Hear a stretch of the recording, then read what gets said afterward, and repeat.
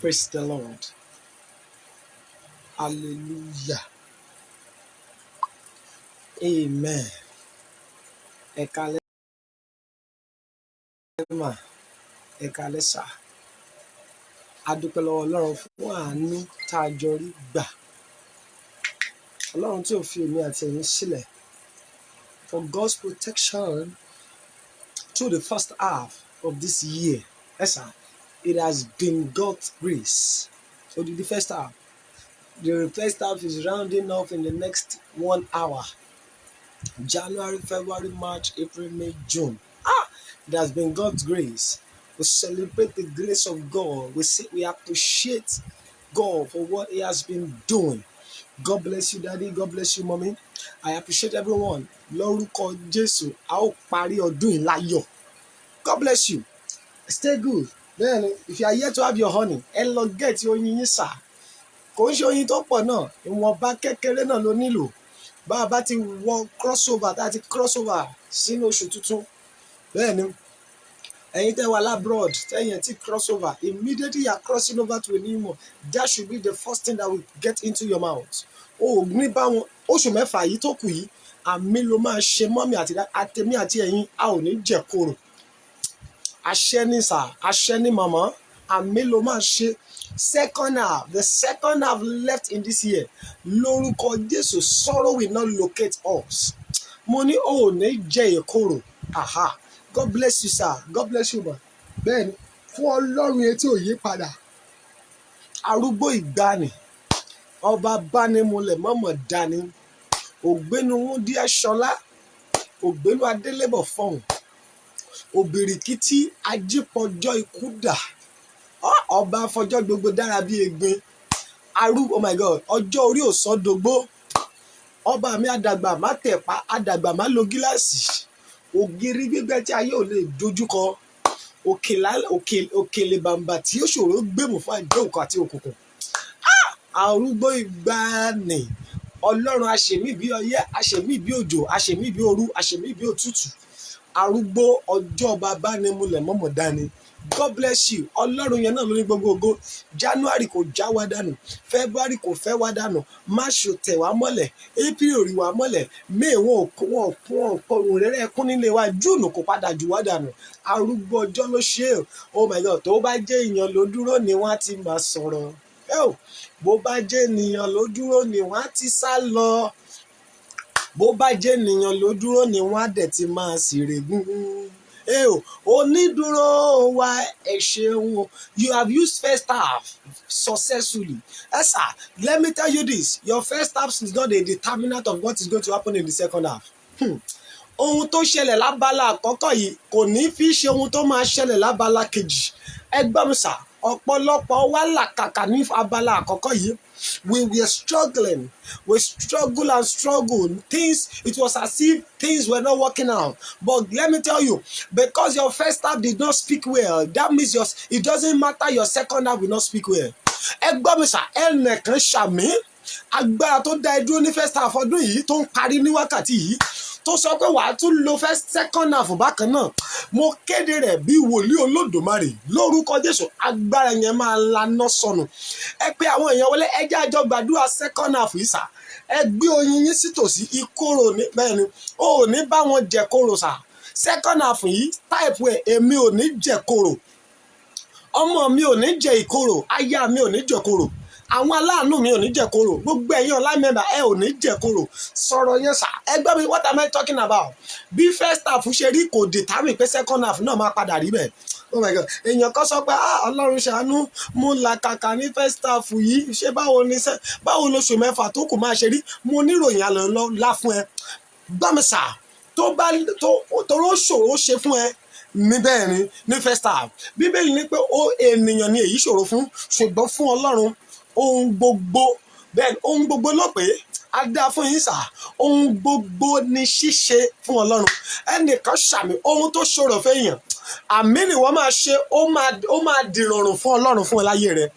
Oh my God, ohun gbogbo tó ṣòro fún ẹ ní first half ọdún yìí, bí èmi bá jẹ́ wòlíì tí Ọlọ́run fi àánú gbọ́ tiẹ̀, àmì rẹ̀ dà sà, àmì rẹ̀ dà mà lórúkọ Jésù, ó yá kó dìrọ̀rùn fún ẹ. mo gbóhùn olúwa bẹ́ẹ̀ ni à lọ yin lọ́hùn sí sà olúwa ní kéèyàn kan tẹ̀ wàá kọ́ tẹ ọ̀rọ̀ yẹn my second half will be better. Oh my God, ẹ jẹ́ kó lórí better wọ́n ní náà pé good better best ni àmọ́ mẹ́ni tó ní my second half will be the best. Tó bá jẹ́ ìwọ ni type ọ̀rọ̀ yẹn the second half of this year will be the best in my life, will be the best of this year. The second half of this year will be the best. God bless you, Daddy. This second half of this year will be the best. Ṣé o máa gbàgbọ́ báyìí? Ada fún ẹ this second half will be the best. Mi ò ní jẹ gbèsè lóṣù mẹ́fà tó kù yìí. Mi ò ní ṣaláìní. Oh my God, iná kan tọ́kọ́ tó rò mìíràn kò ní báyìí mi wọnú oṣù mẹ́fà tó kù yìí. Bẹ́ẹ̀ni, this second half will speak grace for me. The second half will speak progress. This second half will speak upliftment. This second half will speak breakthrough. Tó bá jẹ́ wọ ni ìwọ náà type ọ̀rọ̀ yẹn kó claim ẹ̀ sà bẹ́ẹ̀ ni ẹ̀wọ̀n Yorùbá bọ̀ ẹ̀yin bàbá wa lẹ sọ ẹnu ẹni lèèyàn fi kọ́ méje. What you are going to design your destiny with your what? With your mouth. You are going to shape your life with your mouth. You will shape your destiny with your life. With your mouth. You will tell God what you want God to make use of your life with. Bẹ́ẹ̀ ni ó ti sọ mo gbàdúrà oṣù mẹ́fà àkọ́kọ́ tó lò yẹn ò kan ẹ̀mí ṣùgbọ́n kí oṣù mẹ́fà kejì yóò tó dá sí mẹ́ta kó tó dá sí méjì ìyẹn in the next 3 months kí là ń pè July, August, September kí a tó wọ September ẹnìkan ṣàmì ìyanu tó máa jẹ́ kó jójú ayọ̀ ìyanu tá fi ní tiẹ̀ pọ̀ jù ṣọ́ọ̀ṣì ìyanu tá fi ní pé ṣóhun nìkan ni the miracle that will locate you that people will say are you the only one, is she the only one, her dancing is too much wọn ò mọrú ìyà tó ti jẹ ní o tó o bá ṣe àmì àbàmìsà àṣẹ ni kì í ṣàwàdà lóṣù yìí ni bó o ti ń rí kọjá wọnú oṣù tuntun kó tó oṣù yẹn ó tó dá sí méjì ìyanu yẹn máa jẹ́ ìpín tèmi tìrẹ. Oh my God, ṣé o máa yan Ọlọ́run sà ẹ jẹ́ agbé ọba yẹn ga Ọlọ́run tí ò lóhun méjì tó ń jẹ àfọpẹ́ bẹ́ẹ̀ni kọ́lọ́run tiẹ̀ ní pé Joshua mowó wá ẹ̀sà mo ti jẹ gbèsè kọ́lọ́run ní pé Joshua lórí rẹ ọmọ san 1,000 ọ̀yà rẹ lórí ìyàwó a máa gba 1,000 àwọn ọmọ rẹ sì kéré àgbà 500 lójúmọ́ bẹ́ẹ̀ni ẹ̀sà èló nìyẹn jẹ́ ọmọ méjì èmi bàbá me and mommy that is 2,000 my children that is 1,000 3,000 ẹ wá calculate 3,000 lójoojúmọ́ torí mo fẹ́ wà láàyè kọ́yàn wá san odidi oṣù kan ẹ rí pé kò tí ì pọ̀ 90,000 plus oh my God 90 kí mo pé 90,000 oh my God ẹni bá lọ́mọ mẹ́rin kọ́ tó lọ́mọ mẹ́fà báwo ló ṣe fẹ́ ṣe bẹ́ẹ̀ ni Ọlọ́run ò dẹ̀ gbowó kò gbòbì kò gba wáìn náírà kó tó dá èmi àti ẹ̀yin sísà oh my God ṣé o máa pe àwọn èèyàn wọlé ẹ share rẹ̀ ní 21 times pé àwọn tó yẹ kó o mọ̀ àwọn tí ò gbọ́dọ̀ jẹ kóró àwọn tí ìbànújẹ́ ò gbọ́dọ̀ ṣẹlẹ̀ sí àwọn tí wọ́n ti ń fi ìlàkàkà ṣe ohun gbogbo tẹ́lẹ̀ tí àánú fẹ́ oh my God tí àánú fẹ́ wọ́ tó fẹ́ rọ̀jò lé wọn lórí báyìí pé àwọn ènìyàn wọlé ibo mo ti fẹ́ rí 90,000 tí mò ń san lóṣooṣù bẹ́ẹ̀ ni àánú kan dẹ̀ dìde kò gbowó kò gbòbì kò gba nǹkan kan sà èémí inú mi kò gba nǹkan kan lọ́wọ́ rẹ̀ ọ̀rọ̀ tí mò ń sọ jáde Ọlọ́run ò gba 1 naira oh my God mò ń gbọ́ ohun tí ayé ń sọ ìwọ náà ń gbọ́ ohun tí mò ń sọ ẹni tí ò lè gbọ́ràn kò lè bá wa wà online àánú lájọ rí gbàsà ó lè sọ̀sà ó lè rìn ó lè oh my God ó lè fò sókè ó lè pàtẹ́wọ́ bẹ́ẹ̀ ni àánú lájọ rí gbà mo gbàdúrà oṣù mẹ́fà tó kù kọ́dún yìí parí ẹni ṣàmì ìbànújẹ́ ò ní wọ ilé rẹ̀ sà ẹ pé àwọn èèyàn wá wọlé jàre ẹjẹ́ àjọ yan arúgbó ọjọ́ fún ohun tó ṣe sà God bless you.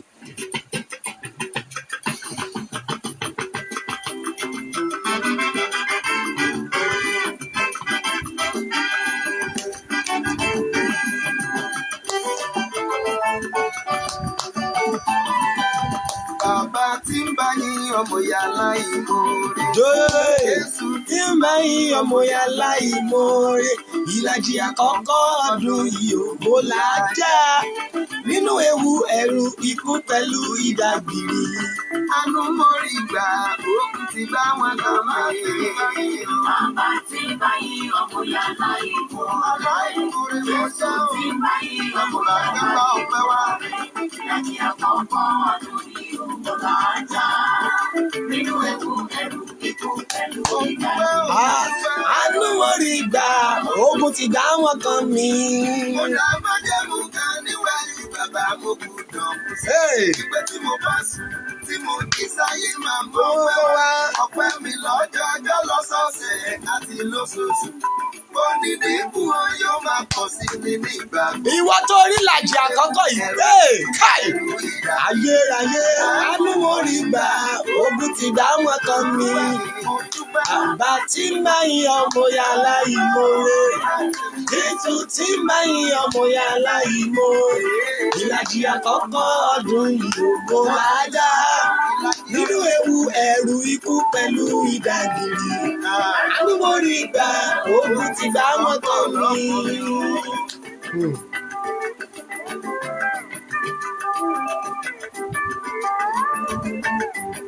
Mo mọ̀ pé ewu ń bẹ lóko ló ń gẹ́gàn ewu. Àrá ti sán ìdí ìtìjà ọ̀pọ̀ sì ti bá lọ. Láàrin January sí June, Kò sì tún fẹ́ tí mi gbọ́. àìmọye accident. Ó ṣe ń bọ̀ dẹ̀dẹ̀ tó ń bọ̀ yàrá tó ń parí. Bẹ́ẹ̀ ni sà. Nínú pákápáká tá ti gbé yọrí. Láàrin ọ̀pọ̀ ẹ̀kún ọ̀gọ́mọ mi ń bẹ láàyè. Àánú mo rí gbà. Ogun ti dá wọn kan mi. Arúgbó ọjọ́. Á dá fún yín sista Kíkẹ́. Ó ti ṣí ẹ̀rẹ̀. Lórúkọ Jésù ẹ ó ra àánú gbà. Ogun ti dá wọn kan mi. God bless you my slave. Àwọn kan ń bẹ lọ́gbà wèrè, èmi ń bẹ lọ́dẹ̀ mi. Àwọn kan ń bẹ ní ibùsùn àìsàn. Èmi ń bẹ lọ́dẹ̀ mi. Àwọn kan ń bẹ nínú ilé. Èmi ń bẹ lọ́dẹ̀ mi. Isolation làwọn kan wà. Èmi ń bẹ lọ́dẹ̀ mi. Àwọn kan ń bẹ lọ́gbà ẹ̀wọ̀n. Èmi ń bẹ lọ́dẹ̀ mi. Àwọn kan ń bẹ ní mọ́ṣúárì. Hey, I dey inside my house. Nínú ewu ẹ̀rù. Nínú ewu nínú ìdààmú orí gbà. Ogun ti gbá wọn kan mi. Bàbá tí ń bá yan bóyá láìmọ̀. Jésù tí ń bá yan. Nítorí pé ìgbà àkọ́kọ́ ọdún yìí òun là á já. Nínú ewu ẹ̀rù ikú pẹ̀lú ìdàgìrì. Àánú ni mo rí gbà, ogun ti gbá wọn kan mi. Ogun ti gbá wọn kan mi. Ìyáyé ló gbá wọn kan mi. Accident ló gbé àwọn bẹ́ẹ̀ ni sà. Bí ayọ̀ February ti fa bẹ́ẹ̀ ni. Nínú February à ń bẹ láti fẹ́. Máàjì ló máa ṣe àwọn kan. Ogun ti gbá wọn kan mi. Àwọn bẹ láyé nínú máàbà. Ogun ti gbá wọn kan mi. Every May oṣooṣù ẹ̀. Ogun ti gbá wọn kan mi. Lónà láti rẹ́yìn rẹ̀. Ogun ti gbá wọn kan mi. Ẹ ṣe àánú máa rí gbà. Bàbá tí ń bá yín ọmọ yàrá ìwọ. Jésù tí ń bá yín ọmọ yàrá ìwọ. Ìyàjì àkọ́kọ́ ọdún ìwọ ajá. Nínú ewu ẹ̀rù ikú pẹ̀lú ìdàgìrì. Àánú máa rí gbà. Ogun ti gbá wọn kan mi. Ṣé o máa sọ̀rọ̀ yẹn? Olúwa mo dúpẹ́ tèmi o. Bàbá tí ń bá yín yan, mo yà láìmoore. Jésù tí ń bá yín yan, mo yà láìmoore. Torí pé ìlàjì àkọ́kọ́ ọdún yìí o, mo là á já. Nínú ewu ẹ̀rù ikú pẹ̀lú ìdàgìrì o. Àánú láàrí gbà. Ogun ti gbá wọn kan mi. God bless you. Ọlọ́run tí ò yí padà. Bẹ́ẹ̀ ni Ọlọ́run tó dá wọn òkè ìgbà ni. Ẹ̀yin ni mo fi ọpẹ́ mi fún. Ta ni wọ́n tún gbéga o bí kò ṣe bàbá lókè. Ta ni wọ́n tún fi gbogbo ọpẹ́ mi fún. Ọlọ́run tó ga, Ọlọ́run tó dá wọn òkè ìgbà ni. ẹ̀yin ni mo fi ọpẹ́ mi fún. ẹ sà mo gbàdúrà èmi àti ẹ rẹ́yìn oṣù yìí a ó rẹ́yìn ọdún yìí. Èmi àti ẹ parí oṣù yìí ní ayọ̀ àti àlàáfíà ọdún 2021 àmì ló máa ṣe lórúkọ Jésù Kristi a ó parí ẹ̀ láyọ̀ àti àlàáfíà. Mo ní a ó parí ẹ̀ láyọ̀ àti àlàáfíà. Ṣàmì mo ní a ó jọ parí ẹ̀ láyọ̀ àti àlàáfíà. Ẹni dúró láti bà ẹ́ nínú jẹ́ lọ́dún yìí lórúkọ Jésù ó máa fi orí ara rẹ̀ gbé o. Màmá yẹn ṣàmì ẹni fẹ́ bà ẹ́ nínú jẹ́ sà ẹni fẹ́ bà ẹ́ nínú jẹ́ mà lórúkọ Jésù Kristi mo ní ó máa forí ara rẹ̀ gbé. Mo ní lórúkọ Jésù ó máa forí ara rẹ̀ gbé sà. Ẹ pe àwọn èèyàn wa wọlé ẹjẹ́ àjìjọ lọ yin gbàdúrà bẹ́ẹ̀ ni kí ni Ọlọ́run nífẹ̀ẹ́ mi àti ẹ lónìí sà bẹ́ẹ̀ ni iṣẹ́ ńlá kan tá a fẹ́ jọ gbàdúrà lé lórí rẹ̀ sà mo fẹ́ ẹ kọ fún mi léèyàn sà bẹ́ẹ̀ ni àwọn èèyàn mi tó máa bá mi share program yìí dáadáa sà ẹ bá mi share rẹ̀ ní 21 time ẹ pe àwọn èèyàn wọlé sà bẹ́ẹ̀ ni ẹ jẹ́ àjọ gbàdúrà lórí bẹ́ẹ̀ ni cross over prayer Ọlọ́run àánú ọba tó ń fi àánú ṣe ohun gbogbo sà bẹ́ẹ̀ ni èmi rèé ìwọ rèé bẹ́ẹ̀ ni God bless you sir God bless you ma ẹ má bínú we are sorry for the lost in connection lórúkọ Jésù ẹ ṣàmì ìbànújẹ́ ò ní wọlé wa sà mo ní lórúkọ Jésù ìbànújẹ́ ò ní wọ ilé wa màmá mo ní lórúkọ Jésù ìbànújẹ́ ò ní jẹ́ ìpín wa o sorry for that lost in connection ẹ ó ra àánú gbà mo ní a ó rí àánú gbà mo wí nígbà kejì mo ní a ó jọ ra àánú gbà sà ta ló máa bá mi ṣe rẹ̀ ẹ ṣe rẹ̀ pé àwọn èèyàn wa wọlé lórúkọ Jésù òpin oṣù yìí lórí yìí lórúkọ Jésù kò ní jẹ́ òpin ọdún rẹ láyé ẹ gbọ́ mi sà ẹni dúró láti bá ọjà lóṣù mẹ́fà tó kù yìí lórúkọ Jésù ẹ̀mí mímọ́ máa tì wọ́n sí ibojì God bless you sir God bless you ma ẹ jájọ́ lọ gbàdúrà bẹ́ẹ̀ ni God bless you ẹ má bínú sí bí nẹ́tíwọ̀kì yìí ṣe ń ṣe lórí báyìí bẹ́ẹ̀ ni ọlọ́ àbáwá dáwọ́lé bẹ́ẹ̀ ni God bless you ẹ jẹ́ àkọ́tì ẹ̀ kọ́kọ́ dúpẹ́ kan lọ́wọ́ Ọlọ́run God bless you ma Olúwa mo yìn ọ́ ó jẹ́ ń lo oṣù mẹ́fà àkọ́kọ́ láyọ̀ bẹ́ẹ̀ ni God bless you Mr. Tóyìn ẹ ti ṣe ẹ̀ lórúkọ Jésù ogun ayé ò ní borí yín sà Olúwa mo yìn ọ́ oh my God mo lóṣù mẹ́fà ọdún yìí àkọ́kọ́ láyọ̀ àti àlàáfíà God bless you olórí mo tún ayọ̀ yà fi ẹ ó ra àánú gbà sà bẹ́ẹ̀ ni ẹ jẹ́ àyìn Ọlọ́run sà Olúwa mo gbé ọ̀gá ó mú mi lóṣù mẹ́fà àkọ́kọ́ ọdún yìí ní ayọ̀ àti àlàáfíà gbọ́ mi bẹ́ẹ̀ ni ọ̀pọ̀lọpọ̀ lájọ́ bẹ̀rẹ̀ ṣùgbọ́n wọn ò ṣe láyé mọ́ sà ẹ jẹ́ àyìn arúgbó ọjọ́ Olúwa Mr. Obanigba you are welcome thank you ẹ ṣe ẹ ti ń ṣe ẹ̀rẹ̀ ogun ayé ò ní borí yín sà ẹ̀yin tẹ́ ń ṣe ẹ̀rẹ̀ tí mi ò lè dárúkọ oh my God ọ̀rọ̀ yín máa ń di ayọ̀ sà bẹ́ẹ̀ ni ẹ jẹ́ àyìn arúgbó ọjọ́ sà Olúwa mo dúpẹ́ ó jẹ́ kí wọ́n fi ìbànújẹ́ mọ́lé mi ní oṣù mẹ́fà àkọ́kọ́ yìí oh my God oṣù mẹ́fà àkọ́kọ́ yìí mo dúpẹ́ I thank you you did not allow people to recognize my home with sorrow ó jẹ́ kó fi ìbànújẹ́ mọ́lé mi lórí aya wọn ò fi ìbànújẹ́ mọ́lé mi lórí ọmọ wọn ò fi ìbànújẹ́ mọ́lé mi lórí mi wọn ò fi ìbànújẹ́ mọ́lé mi oh my God ṣé o máa dúpẹ́ yìí dáadáa sà ẹ pé Jésù ẹ̀yìn arúgbó ọjọ́ mo gbé ọ̀gá God bless you ẹ máa pè èèyàn wọlé ẹ jẹ́ àjọ dúpẹ́ yẹn sà mo yìn ọ́ lógo Olúwa mo dúpẹ́ ó jẹ́ kí ayé fìbànújẹ́ mọ́lé mi oh my God wọn ò fìbànújẹ́ mọ́lé mi wọn ò fìbànújẹ́ mọ́lé mi mo dúpẹ́ mo gbé ọ̀gá arúgbó ìgbàanì ẹ ṣé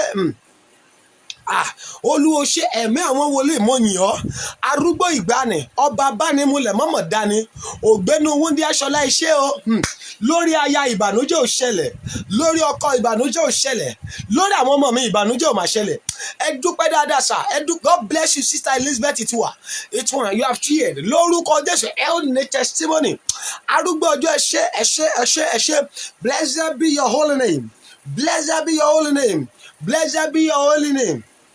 Blessed be your holy name. In Jesus' mighty name we are prayed. Amen. Hey, you are the mighty God, the great I am. Hallelujah. Hallelujah. Hey, mo gbàdúrà sà ẹ ṣàmì ní ìgbà tó máa di December 31 year 2021. Ẹni ṣàmì ìbànújẹ́ ò ní ṣubú lù wá ayọ̀ lẹ́fí wọnú oṣù keje àmìrẹ́dà lórúkọ Jésù ayọ̀ ló máa fi parí ọdún yìí mọ́mí àti dádì tó ń gbọ́ mi lóru yìí àti èmi àti ẹ̀yin tọmọtọmọ tọkọtọkọ tẹbí tará tayátayá wa lórúkọ Jésù ayọ̀ la ó fi parí ọdún yìí mo ní ayọ̀ la ó fi parí ọdún yìí àṣẹ ni lórúkọ Jésù ayọ̀ la máa fẹ́ parí ọdún yìí mo ní ayọ̀ la máa fẹ́ parí ọdún yìí Olúwa ní àjọ kọrin yìí mo wà láyé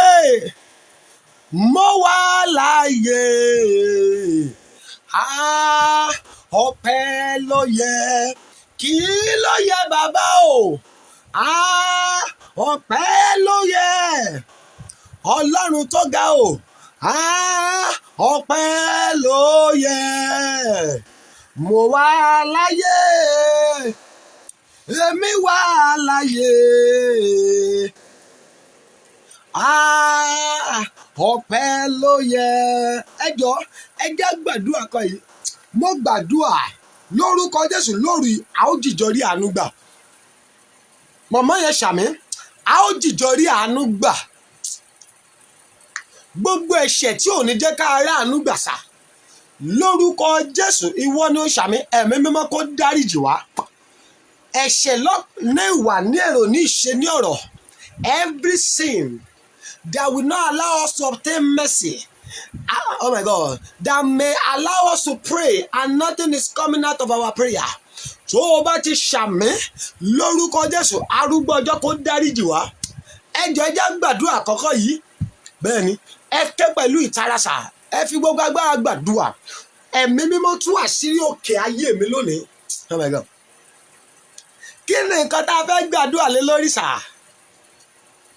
tí ẹ̀mí Ọlọ́run nípa ọmọ mo fẹ́ kó o jẹ́ káwọn èèyàn ṣiṣẹ́ lẹ́yìn lórí and I want to break every yoke in their lives kí ni nǹkan náà according to Isaiah chapter 64 Isaiah 64 verse 1 ẹ gbọ́ sà ó ní ìwọ ìbàjẹ́ fa àwọn ọ̀run ya kí ìwọ sì sọ̀kalẹ̀ oh my God kí àwọn òkè ńlá kí ó lè yọ ní iwájú rẹ ẹnìkan sọ̀rọ̀ yẹn sọ pé òkè níwájú mi ìwọ òkè ní iwájú mi ẹ máa yọ̀ bẹ́ẹ̀ ni every mountain before me begin to melt down bẹ́ẹ̀ ni every mountain before me begin to melt down Isaiah 64 verse 1 Isaiah chapter 64 verse 1 bẹ́ẹ̀ ni Olúwa sọ pé mo fẹ́ bá àwọn òkè àwọn èèyàn wọ̀nyí jà oh my God there are 3 things in the Bible sir that looks alike but they are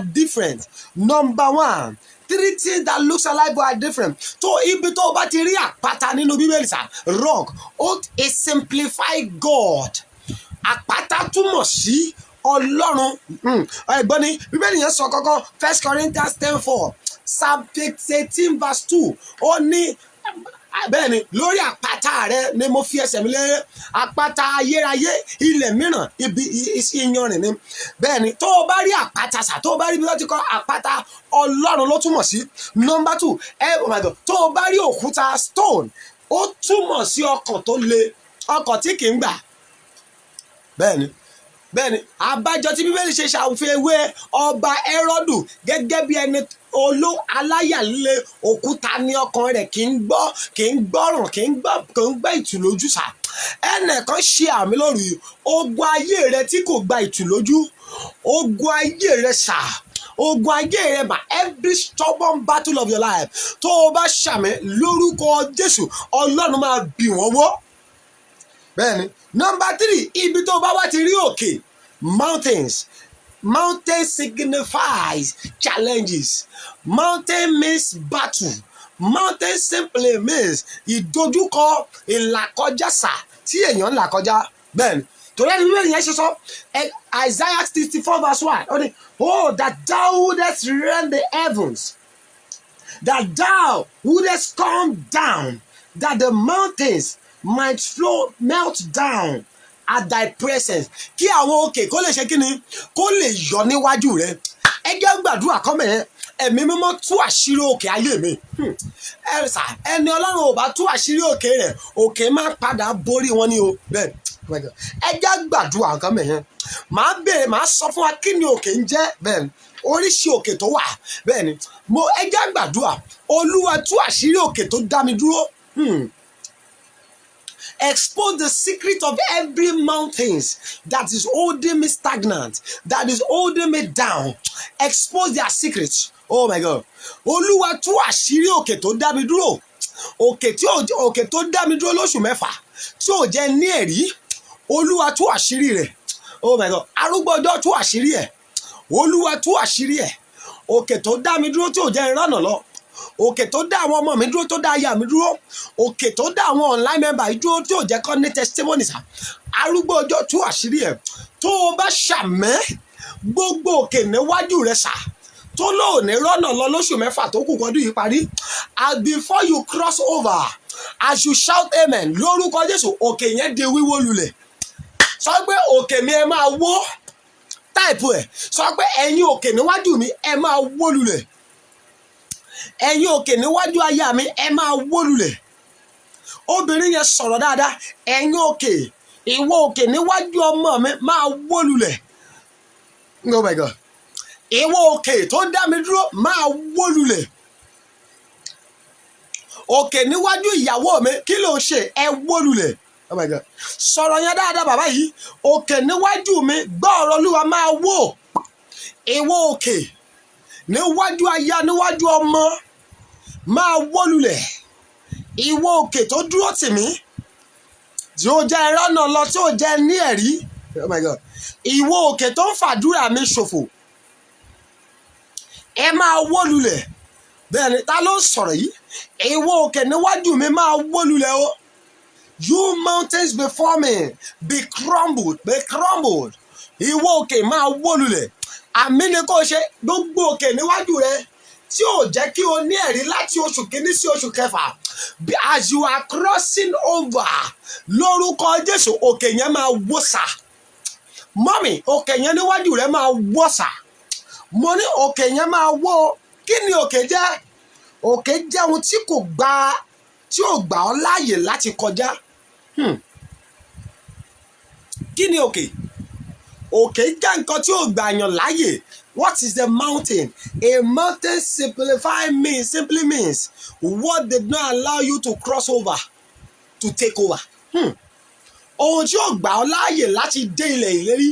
Ohun tí ó gbà ọ́ láàyè láti kọjá lọ bí ògo. Ohun tí ó gbà ọ́ láàyè láti kọjá lọ bí ìmúṣẹ ìlérí. Oh my God. Okay. Á dẹ̀ wà níwájú èèyàn sà. And in no way I will allow him or her to have good dreams, but nothing will come out of their life. Okay. Á dúró níwájú èèyàn sà. Á ní kò síbi tó ń lọ. Ẹ jẹ́ kó ṣiṣẹ́ ṣùgbọ́n kò gbọdọ̀ jèrè iṣẹ́. Oh my God. Níwájú rẹ sà. Gbogbo òkè tí ò jẹ́ ó lọ ilẹ̀ ìlérí rẹ. Every mountains before you that say you will never cross over to your next level, that say you will die stagnant. Hey, tó o bá ṣàmẹ́ lórúkọ Jésù, òkè yẹn máa wó lulẹ̀. That mountain will be crumbled totally in the name of Jesus Christ. Shout a better amen. Oh my God. Àwọn oríṣi òkè tó wà sà. Ẹ gbọ́ mi sà. I can tell you, kò sí ìdílé tí ò sókè. There is no family that does not have a mountain that they are monitoring. kò sí ìdílé tí wọn ò ní òkè tí wọn sà bẹ́ẹ̀ ni ẹ lọ especially ní in the race of black ní ìdílé ní black race ẹ sà mo fẹ́ lè sọ fún yín there is no family that does not have a mountain. You will know maybe you have a mountain now or not when I begin to tell you the diverse kind of mountains that we have. Oríṣiríṣi òkè tó wà. Number one, òkè àgàn. Òkè kí ni mo pè? Òkè àgàn. The mountain of barrenness. Mountain of what? A mountain of barrenness. Oh my God. That mountain is a mountain that you can inherit if you are not careful. Abraham and Sarah, they had a mountain in their family, which was the mountain of barrenness. Guess what? They gave birth to Isaac. Isaac also inherited the mountain of barrenness. Ẹ wo iye ọdún tó lò kó tó bí Jacob àti Esau. Òun náà tún jogún kí ni? Ó jogún òkè àgàn nínú ìran rẹ̀. Ẹnìkan ṣe àmì. Ṣé òun wojú Olúwa fọ́mọ ni sà? Èmi ò. Èèyàn kan sọ pé ṣẹ̀bẹ́ ni ó wojú Olúwa fọ́mọ nìkan ló yàgàn. Gbọ́ mi sà. Àgàn ni ẹ tó ò bá lè ṣe ohun tó yẹ kó o ṣe ní àsìkò. Ẹni tí ò níyàwó, ẹni wojú Ọlọ́run fún yàwó, ẹni wojú Ọlọ́run fún ọkọ, ẹ ṣà àgàn ni o. Ohun gbogbo tí ò múnú rẹ dùn yẹn sà, oh my God, àgàn ni. Tó o bá ṣàmì gbogbo òkè tó dàbí àgàn, every mountain of barrenness in your life, àmì rẹ ni kò le jù lóru yìí, lórúkọ Jésù, Ọlọ́run máa ṣí wọn nídìí. Pátápátá Ọlọ́run kò ṣí wọn nídìí sà. Mo ní Ọlọ́run kò ṣí wọn nídìí. Sọ̀rọ̀ ìwọ òkè àgàn. Sọ dáadáa nínú yàrá yẹn, ìwọ òkè àgàn nínú ayé mi. Olúwa ṣí rẹ nídìí o. Every mountain of barrenness, oh my God, be uprooted, be uprooted, be uprooted. Every mountain of barrenness, be uprooted in the name of Jesus Christ. Kí ni òkè kejì? Nítorí àkókò, ẹ jẹ́ rọ́ọ̀ṣẹ̀ pápápá. Nítorí òkè mẹ́jọ tó o gbọ́dọ̀ borí rèé. Òkè kejì, òkè àìsàn. Òkè kí ni mo pè? The mountain of sickness. One day I was with a family doctor of ours. Nígbà tí doctor wá sọ̀rọ̀ débi kan, ó ní prophet, do you know something? Mo ní what is it sir? Ó ní do you know people, human, it is easy for human to inherit sickness from their parents. Mo ní láìláì ṣe kò ní o possible. Ó ní o possible sir. Pé èèyàn á máa jogún àìsàn. Mo ní ṣó ṣe é ṣe sá. Ó ní ó ṣe é ṣe. Ó ní I am using myself as a typical example. Ó ní I am an ulcer patient and guess what? I have 3 children and all of them at their tender age, they already inherited sickness, that ulcer sickness from me. In their house, they don't take garri. Ben. Mommy, èèyàn á máa jogún ẹ̀sà. Mommy, lọ́wọ́ ayé rẹ náà, ó ti jogún àìsàn kan lára ìyá rẹ o. Daddy, ó jogún àìsàn kan. Mo rí arákùnrin kan láìpẹ́ bàbá rẹ̀ tẹ́ bá rí spectacle tí bàbá wọn lò sá. Lẹ́ǹsì yẹn kì í ṣe lẹ́ǹsì kékeré. Mo dẹ̀ rí arákùnrin kò tí ì ju bí 40 years plus.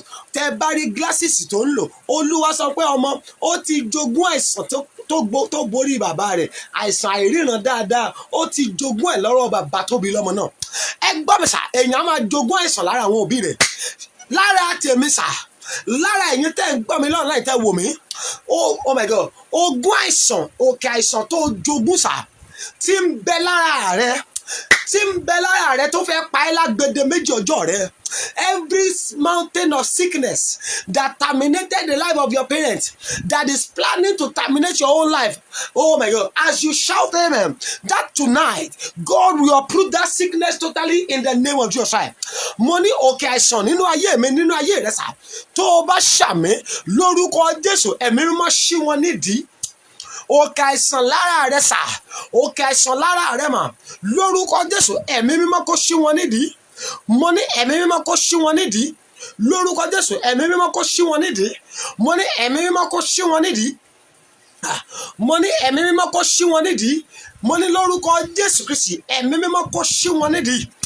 Gbogbo òkè àìsàn tó jogún lára àwọn tó bí ẹ lọ́mọ, tó ń jẹ́ o máa náwó, tó ń ṣe gbogbo ẹ̀, tó ń gba owó lọ́wọ́ rẹ lórúkọ Jésù Kristi. Ẹ wo, ǹjẹ́ jẹ́ mọ̀ pé òkè àìsàn ẹlòmíì rèé tí ò bá náwó yẹn tán, àìsàn yẹn ò ní lọ. Kì í pamọ́ o, but that sickness will allow them to gather the money. Guess what? Ó lè jẹ́ 2 million naira tí wọn ò bá ná 2 million yẹn to remaining 1,000, that sickness will never go. Ó ní pé òkè yẹn túmọ̀ sí pé owó ò ní gbà kọ́ débi àṣeyọrí láyé ni. Ẹnìkan ṣe àmì àbàmì gbogbo òkè àìsàn tí ń gba owó lọ́wọ́ èmi àti ẹ tó o ṣe tẹ́sítì títí tó o gba abẹ́rẹ́ títí tí ò kúrò láyé rẹ nípa orúkọ Jésù Kristi, orúkọ tó borí gbogbo orúkọ ni mo tọ òkè yẹn wá lórúkọ Jésù. Ẹ̀mí mímọ́ gbé òkè yẹn mì. Mo ní ẹ̀mí mímọ́ ṣí wọn nídìí, ẹ̀mí mímọ́ kó ṣí nídìí. Oh my God, ọjọ́ tí ń lọ sà. Kí ni òkè ìkẹta? Òkè àṣetì. Gbé oyin rẹ sítòsí o, oyin rẹ jẹ́ kó wà lọ́dọ̀ rẹ. Òkè àṣetì, the mountain of unsuccessfulness. Look at it. Kí ohun mélòó ló ṣe sà? Oh my God, tó o dáwọ́lé tó o ṣàṣeyọrí, òkè kan ló dúró tiẹ̀ pẹ́ fílẹ̀. Bàbá rẹ̀ ṣàṣetì, ìyá rẹ̀ ṣàṣetì, ọmọ ò gbọ́dọ̀ ṣàṣeyọrí. Òkè kí ni wọ́n pè? Òkè àṣetì. Adúró ti yàn ní no way. If others are saying there is a way, for lágbájá ọmọ lágbájá, ìgbà yẹn náà máa ní kò sọ́nà. Ǹjẹ́ jẹ́mọ̀ á jẹ́ kó mọ̀wé, àwọn tí ò mọ̀wé tó á dẹ̀ rọ́nà lọ, òun tó mọ̀wé ò ní ṣàṣeyọrí. Á jẹ́ kó láì dí àṣà, ṣùgbọ́n nítorí pé òkè kan wà nínú ìran rẹ̀, òkè àṣetì ni, kò sọ́mọ tó jáde ńlé yẹn, obìnrin ibẹ̀ kì í ṣàṣeyọrí, ọkùnrin ibẹ̀ kì í ṣàṣeyọrí, wọ́n á máa gbìyànjú ní òkè unsuccessfulness, á dẹ̀ dá wọn padà sẹ́yìn. Mo gbàdúrà táwọn ṣe àmì àbàmì lórí gbogbo òkè àṣetì nínú ìrìn àjò rẹ tó ń jẹ́ kó máa ṣerú ẹni tí ò lógo tó ẹ. Every mountain of unsuccessfulness that say you will never get to the top, that says you will never live up to you will never live up to the standard of your life. Oh my God, that tó ní lọ òkè àṣetì yẹn ó yá ẹ̀mí mọ́ ṣí wọn nídìí. Let me tell you this, there is a blueprint of your life. Ohun kan tí Ọlọ́run ti kọ nípa ayé rẹ wà, ṣùgbọ́n béèrè lọ́wọ́ mi sà, béèrè lọ́wọ́ ara rẹ, mommy, am I living according to the printout of my life? Am I living according to God's direction over my life? Am I living according to what the heavens have written about my life? Kì í ṣe bí ayé rẹ ṣe lọ ní, kì í ṣe bí Ọlọ́run ṣe kọ̀wé ayé rẹ ló ṣe ń lọ yìí. Òkè kan dúró tiẹ̀ tó ní no way. Ọlọ́run kọ ayé rẹ dáadáa ṣùgbọ́n àwọn máa dúró tiẹ̀, ayé rẹ ò gbọ́dọ̀ lọ bí Ọlọ́run ṣe kọ. Tó o bá lè ṣàmì lóru yìí, gbogbo agbára tó ní òjòdì ní kí ọ̀rọ̀ rẹ máa bọ́ sí. Ẹ wo obìnrin tó ṣí àmì yìí, ẹ wo obìnrin tó ṣí ọ̀rọ̀ yìí, God bless you bí gbogbo ń ṣe ń wọlé bọ̀ yìí. Májẹ̀mú tó ní pé ayé rẹ ò ní lọ, oh my God, ẹ gbọ́ ní the Bible says. Gbogbo ohun tí Ọlọ́run dá dáradára ni, everything created by God, they are good and perfect. But guess what? Your life is good and perfect, but suddenly you met with failure. Suddenly you met with lack. Suddenly you met with unsuccessfulness because there is a mountain in your generation. Gbogbo mountain tó ní pèsè owó nígbà kí ayé rẹ lọ bí Ọlọ́run ti kọ̀wé rẹ̀. Tó o bá ṣe àmì mẹ́ta fáyà mẹ́ta lórúkọ Jésù, ẹ̀mí mọ́ ṣí òkè yẹn. Àmín, àmín, àmín. Fire, fire, fire. Oh my God. Kí ni òkè kẹrin sà? Òkè kan rèé. Tó lè bá kàn ẹ̀ mo fẹ́ kó o múra sà. Òkè kan ní òkè Márí aláàánú.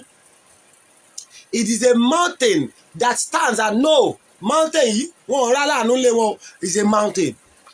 Aláàánú mélòó ni bàbá rẹ rí? Ẹ sà ó dẹ̀ mọ kankan sà, bàbá màmá ẹni ò bá rá aláàánú àti délẹ̀ ìlérí máa nira fún wọn. Ẹ sà, oh my God, tí èèyàn bá rí aláàánú ó máa kú sóko ẹrú. Ẹ wò sà, ọjọ́ tí Ọlọ́run gbé Moses was an helper of destiny for the children of Israel. Oh my God, look at the number of years they have died. A lot of generations have perished in a land of slavery because of lack of helper. Until the Lord raised that helper for you, that is when you are going to move forward in life. Bẹ́ẹ̀ni, ẹni Ọlọ́run ò gbà láàánú dìde tì sà àti débi àṣeyọrí máa nira sà nítorí pé kí ni òkè mára láàánú wà níwájú rẹ̀. God bless you sà, wòlíì Olódùmarè, Olúwàgbèmí òní, you are welcome sà, ìpè yín ò ní kú sà. Ẹnìkan ṣe àmì gbogbo òkè tó ní aláàánú rẹ ò ní dọ́dọ̀ rẹ sà. ẹ sà kì í ṣe ẹ̀yin nìkan lẹ nílò aláàánú. bí ìránṣẹ́ Ọlọ́run gan bá wà sà, bó bá anointing tí ò bá rá láàánú, anointing máa di annoyance. Oh my God.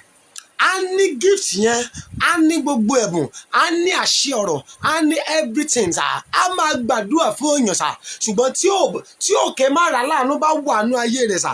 Ẹgbẹ́ mi sà, a deliverance minister will also need deliverance. Ṣé àmì? Gbogbo òkè tó ní òní rá láàánú sà, gbogbo òkè tó dúró tiẹ̀ tó lódò òdì, owó ò ní jẹ́ kó bá láàánú pàdé.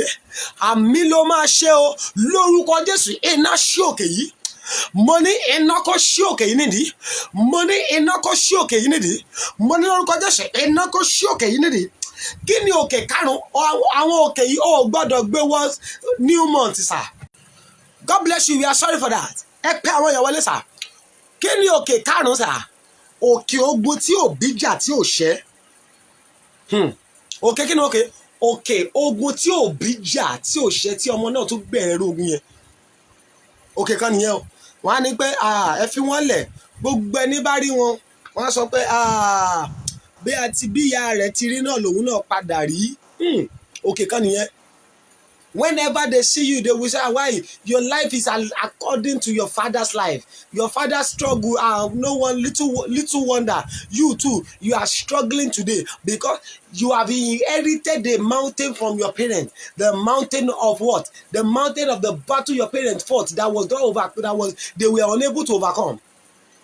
Ṣùgbọ́n mo ní ìròyìn ayọ̀ fún ọ lónìí. Tó o bá ṣàmì, ogun táwọn òbí rẹ ò ṣẹ́ tí wọn náà tún bẹ̀rẹ̀ rú ẹ̀ lórúkọ Jésù Kristi tẹ Násárẹ́tì, ẹ̀mí mímọ́ kó ṣí ogun yẹn nídìí láyé rẹ. Oh my God, ẹ jẹ́ tẹ̀tẹ̀. Oh my God, kí ni òkè kẹfà?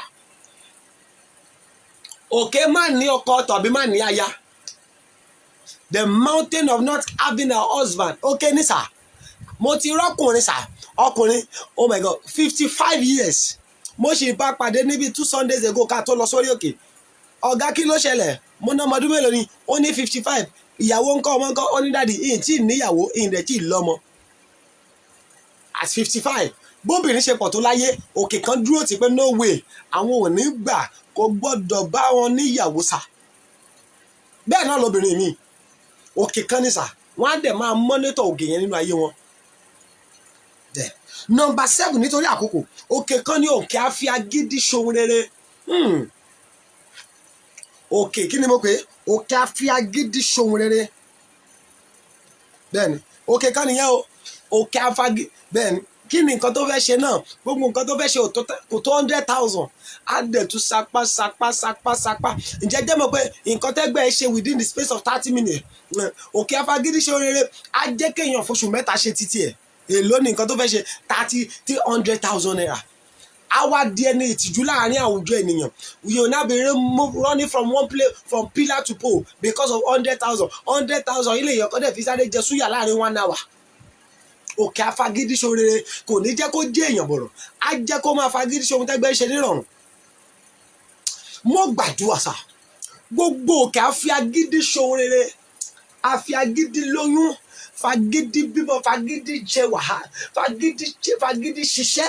Oh my God, níwájú ẹ̀yin èèyàn wọ̀nyí tẹ́ wò mí lóru yìí, lórúkọ Jésù, òkè yẹn ẹ̀mí mọ́ kó ṣí nídìí. A máa lọ gbàdúrà sí yín o. Mo ní ẹ̀mí mọ́ ṣí òkè yẹn nídìí. Kí ni òkè kẹjọ? Ibi tí màá parí sí nìyẹn. Òkè kẹjọ rèé. Òkè má jẹ́ èèyàn. Òkè mélòó? Òkè má jẹ́ èèyàn. The mountain of not becoming someone in life. Wọ́n á ní pé nínú ilé, you too má bínú. I don't need to go much. Look at your family. Àwọn mélòó ló make ẹ léyìn? Look at your generation in your household at large. Bọ́ẹ̀rẹ̀ nínú ìdílé tẹ́ ti jáde dáàdì sà, nínú ìdílé tẹ́ ti jáde mọ́mì, I lọ pinpoint yẹ. Àwọn mélòó ló jẹ́ gọ́vnà mẹ́? Gọ́vnà mélòó ló ti lé yín jáde? Sẹ́nétọ̀ mélòó ló wà mẹ́? Kábíyèsí mélòó ló wà mẹ́? Oh my God, àwọn tó wà lókè mélòó ló wà nílé tẹ́ ti jáde? Òkè kan jẹ́ òkè kan wà nílé yín sà. No worry, no problem.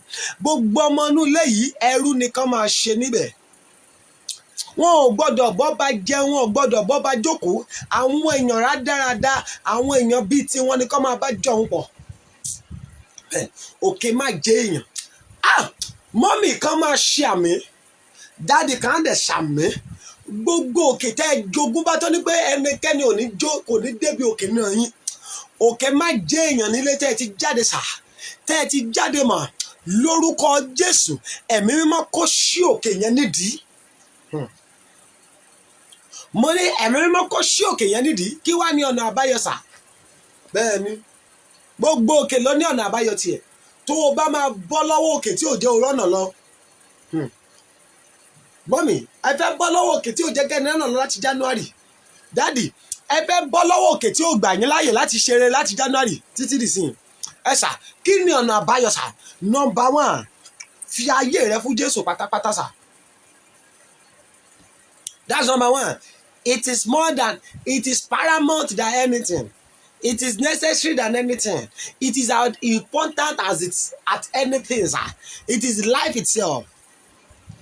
If you are going to be free, if you are going to overcome the battle, if you are going to overcome the mountain that is holding you stagnant, number 1, be genuinely born again. Fi ayé rẹ fún Jésù pátápátá. A lot of people are not born again, they are born against. Èèyàn lè máa jẹ́ orúkọ mọ́ Bíbélì ṣùgbọ́n ká Ọlọ́run má dá mọ̀. Tí ò bá ṣọ́ra, òkè yẹn náà ló máa padà borí ẹ̀. Èèyàn kan sọ pé ṣé ẹ mọ̀ pé Jeremiah ni mò ń jẹ́ ni. Èèyàn kan ní pé ṣé ẹ mọ̀ pé Joshua gangan ni mò ń jẹ́. Ẹ sà, kúrò lórí ẹ̀ kó o jẹ́ bàbá Jésù tó ń pè ní Joseph sà. Tọ́lọ́run ò bá dá ọmọ sà. Oh my God, ọ̀pọ̀lọpọ̀ pásítọ̀ gan tọ́lọ́run ò dá mọ̀. Ọ̀pọ̀lọpọ̀ ẹni tó ṣiṣẹ́ Olúwa tí Ọlọ́run ò dá mọ̀.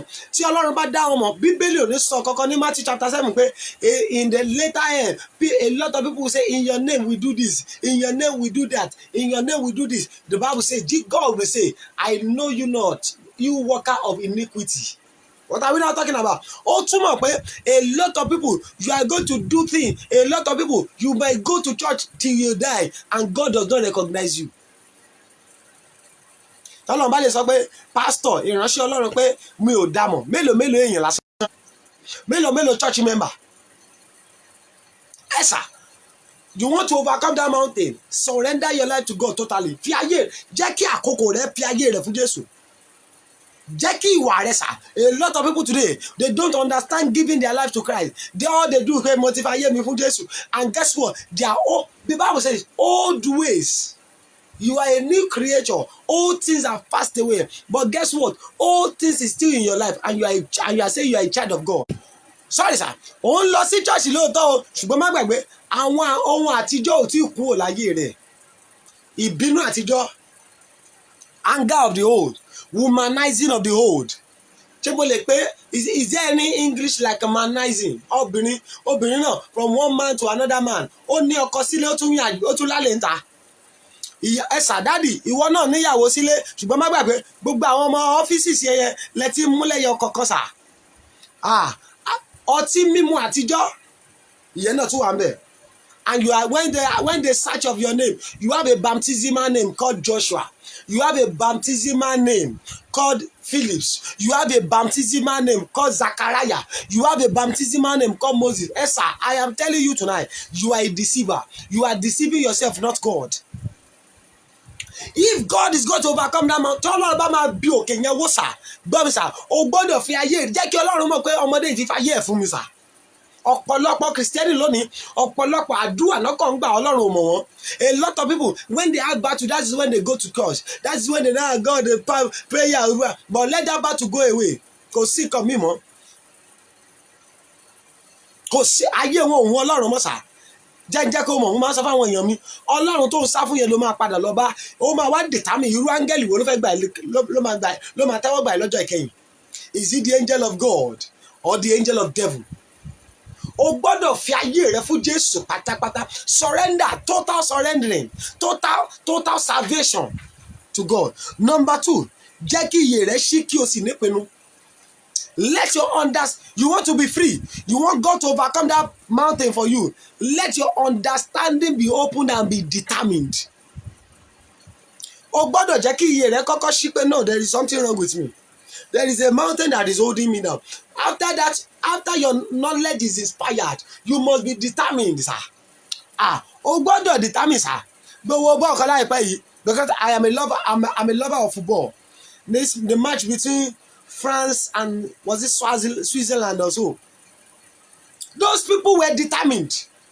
But no, we know you are the world champion, but guess what? We are determined. We are going to overcome you. Sir, if you are not determined, forget it. You are not going anywhere.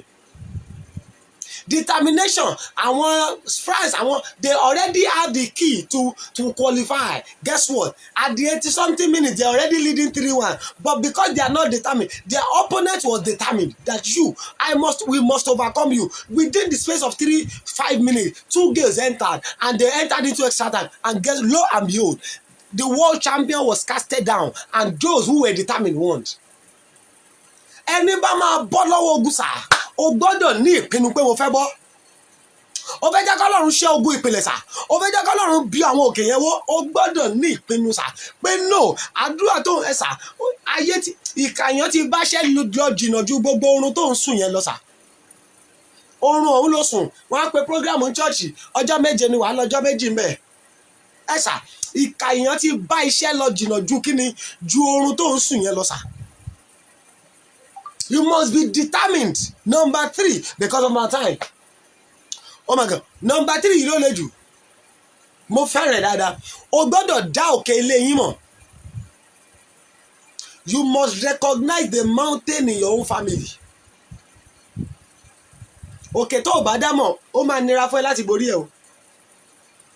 Ọ̀rọ̀ yẹn dàbí ibi téèyàn òdèrí tó wá lọ falẹ̀ wọbẹ̀. Báwo ló ṣe máa rí? Ó máa nira fún sà. Then you must recognize the mountain in your own house. Mountain ilé ẹlòmíì rẹ̀ wọ́n jẹ́ ṣàṣeyọrí mẹ́. Mountain ilé ẹlòmíì wọ́n máa ń jẹ́ kó gádà ní ṣùgbọ́n wọ́n máa tún scatter away. Mountain ilé ẹlòmíì they always allow them to struggle till age 60. Mountain ilé ẹlòmíì wọ́n ṣe wàhálà títí tọ́mọ yẹn fi kú wọn ní jèrè wàhálà. Mountain ilé ẹlòmíì wọ́n jẹ́ kó jẹun ọmọ. Mountain ilé ẹlòmíì they allow them to grow old. They will die at the age of 90, but guess what? Nothing will come out of their long life. You must recognize the mountain in your own family. Number 4, call God into action. Pe Ọlọ́run sí ojúṣe. Kí ni mo kè? Pe Ọlọ́run sí ojú iṣẹ́. Ọ̀nà wo ló dẹ̀ fi lè pe Ọlọ́run sójú iṣẹ́? Ọ̀nà tó lè fi pé ni ṣetán láti gbàdúrà tó le. Ṣetán láti ṣe kí ni? O gbọ́dọ̀ ṣetán láti gbàdúrà tó le. Ẹ jẹ́ lọ gbàdúrà bíi 3 péré ká tó cross over. Bẹ́ẹ̀ni, cross over àwọn ti dé tán báyìí. Láàárín ìṣẹ́jú 10 mo fẹ́ jẹ́ àjọ gbàdúrà kan tó le sà. Ẹ pe orúkọ Jésù. Bẹ́ẹ̀ni, ayé ti báṣẹ́ lọ jùnà ju oorun tó ń sùn lọ sà. Oh my God. Màá kọ́ wo àwọn tá a bá wà ní program tí mo rí àwọn èèyàn mi kankan tó ń sùn màá kọ́ dẹ̀ wò wọ́n títí pé ẹni bá ti ń jẹ́ lọ́wọ́ ò tí sùn. Oh my God. Oh my God. Ẹ̀gbọ́n Kírísítẹ́nì o, Sátánì ò sinmi, ó ní ìgbàgbọ́ ó sinmi. Bẹ́ẹ̀ ni ó ní bàbá mi Ojúadé ni. Wọ́n ní Sátánì ò sinmi, ọ̀tá ò sinmi, onígbàgbọ́ ló ń sinmi. Orun wẹ̀. Mo sọ fẹ́yàn àwọn kan tó wá rí mi ní church lónìí. Mo ní ẹ̀ lò ó. Kò ń ṣojú bọ̀rọ̀ mo mọ ibi tó ń dé níran wa àwọn tí wọn kì í jẹ́ kó lọ mọ́ èmi wá fẹ́ kọjá abẹ mo fẹ́ dìde mo gbọ́dọ̀ ṣe nǹkan táwọn yẹn ò ṣe sà. Ojú lásán lára pé mo fi ń lọ orí òkè lóṣooṣù ni mo mọ nǹkan tó ń ṣẹlẹ̀ wọ́n ń jẹ́ kí wọ́n débi ògo wọ́n máa ń jẹ́ kó ní starting wọ́n ń jẹ́ kó ní finishing. Hey my God, wàá wá lọ máa nípò fẹ́ sùn ó fẹ́ yá mo ò tí ì lọ o díẹ̀ máa sùn díẹ̀ wọ́n pè pàdé wọ́n yìí lọ lẹ́nu aṣọ wọn mọ́ para body no be firewood. Let your body be firewood o. You know you want to break ground. You want to, oh my God, you want to rewrite the history of that generation. You want your name to be in the record of that generation for good. Sir, you will do what no one have ever done in that generation. Ẹ já gbàdúrà àdúrà àkọ́kọ́ rẹ̀ Olúwa kọjá lọ síbi òkè tó dá mi dúró ẹ ṣí wọn nídìí. Sir, òkè lè jẹ́ ìyá èèyàn but òkè lè jẹ́ bàbá èèyàn sà. I met a prophet of God but kí ni nǹkan tó ṣẹlẹ̀ sà? Obìnrin yìí ìkúnlẹ̀ 9 tó bá ti bẹ̀rẹ̀ ó kì í ṣe pé kò bímọ ó bá ti bímọ tó bá ti lóyún ẹlẹ́ẹ̀kejì báyìí bí ọmọ yẹn bá ṣe ń jáde wá sáyé bó bá ṣe ń bí ọmọ yẹn báyìí sà ọmọ tó fi ilẹ̀ ọmọ tó wà láyé máa dẹ̀ kú lẹ́sẹ̀kẹsẹ̀ ó máa ṣe kí ni ọmọ yẹn máa jáde láyé tó yẹ mo ṣe ní kó gbàdúrà lẹ́ẹ̀kan yẹn pé olúwa tú àṣírí òkè tó dá mi dúró ọmọ yẹn máa jáde láyé ó ṣe wàhálà títí wọ́n dẹ̀ ṣe bẹ́ẹ̀ fún títí tó fi bí ọmọ 9 ayélè nígbà tó dọ́dọ̀ wòlíì wọ́n nígbà ọ̀gá mọ́mì ó nílò àwẹ̀ àti àdúrà torí ẹ̀ mo máa ń sọ fáwọn èèyàn ó gbọ́dọ̀ dá wòlíì mọ̀ a lot of people today Sunday school teacher ní school ní church ó ti wá ẹlòmíì institution ló wà tó ti jẹ́ Sunday school teacher tó ló ti ń tíṣì dáadáa kẹ́ ẹ tó mọ̀ ó dẹ̀ ti wá sùn ó ti ń lálàá ó ti rí àwọn angel kankan ó ti ń lálàá kan before you know it á change orúkọ lẹ́sẹ̀kẹsẹ̀ I am prophet ajánlékòkò ẹni ọlọ́run ò pa ó di prophet nìyẹn lẹ́sẹ̀kẹsẹ̀ ìrọ̀rùn ni ẹni tó yẹ pé Sunday school teacher ni ẹlòmíì prayer warrior ló wà o ṣùgbọ́n tó ló ti ń lálàá ó dẹ̀ ti ń gbọ́hùn pé má lọ wá go there má ṣe báyìí kẹ́ tó mọ̀ kò sí nǹkan mi tó and I used to tell people every children of God needs to have the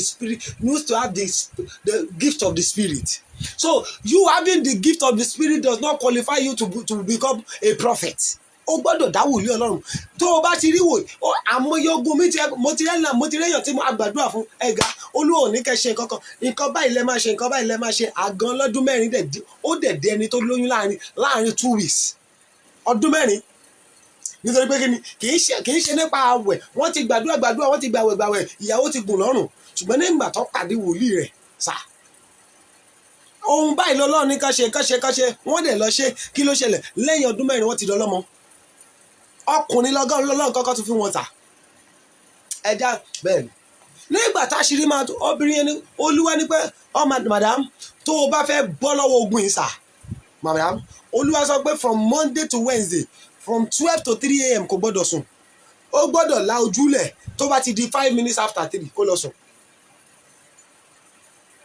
wọ́n ó ní pé no prophet ẹ jẹ́ ń gbàwẹ̀ ó ní olúwa ní ò gbọ́dọ̀ gbàwẹ̀ nǹkan tó máa ṣe nìyẹn Monday 12 till 3 our eyes were opened Tuesday same thing nígbà tó di ọjọ́ Wednesday ó di 5 minutes to 3 òun ló fẹ́ mú lọ ọwọ́ kan dẹ̀ gba lẹ́sẹ̀kẹsẹ̀ kì í ṣojú ayé kì í ṣe inú fíìmù kì í ṣojú àlá lójú ayé bẹ́ẹ̀ ni ológbò kan dẹ̀ jáde lára ògiri mọ́ lọ bá wọn yàn nídàá títí ilẹ̀kùn bẹ́ẹ̀ ni ó filẹ̀ ẹlòmíì àtìlẹ̀kùn ti gba chapachapa á tún lo sliding window á tún lo burglary proof àwọn tó fẹ́ wọlé ṣiṣẹ́ òkùnkùn wọn nídàá tí gbogbo yẹn nítorí pé tí ilé rẹ ò bá ní iná Ọlọ́run sà ògiri títún wọn ológbò yẹn dẹ̀ gba ògiri wọlé sà ó dẹ̀ ń lọ síbi obìnrin yẹn ti lóyún mi o ó dẹ̀ ń lọ síbi ọmọ tó wà nílẹ̀ ó fẹ́ lọ súnmọ́ ẹsẹ̀kẹsẹ̀ obìnrin yẹn ò mọ ibi tó ti rí igi ó dẹ̀ sọ́ọ̀lù